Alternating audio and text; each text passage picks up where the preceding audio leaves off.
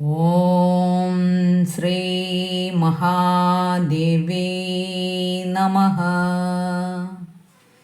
നമസ്തേ.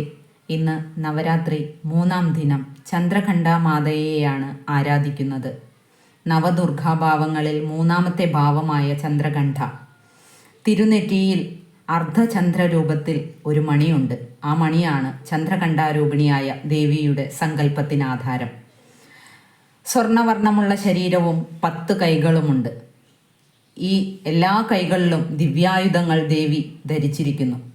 സിംഹവാഹനസ്ഥയായ ദേവിയുടെ മണിനാഥം കേട്ടാൽ തന്നെ ദുഷ്ടന്മാർക്ക് ഭയവും ശിഷ്ടജനങ്ങൾക്ക് ശാന്തിയും ലഭിക്കുമെന്നതാണ് വിശ്വാസം.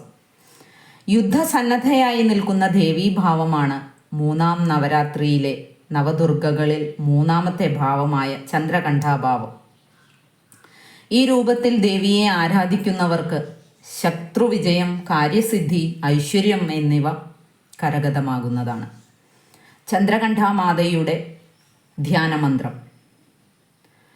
പിണ്ഡജ പ്രവരാരൂഢ ചന്ദകോപാസ്ത്രകൈര്യുത പ്രസാദം തനുദേ മഹ്യം ചന്ദ്രഘണ്ഠേതി വിസ്തൃത. എല്ലാവർക്കും ചന്ദ്രഘണ്ഠാമാതയുടെ അനുഗ്രഹമുണ്ടാവട്ടെ.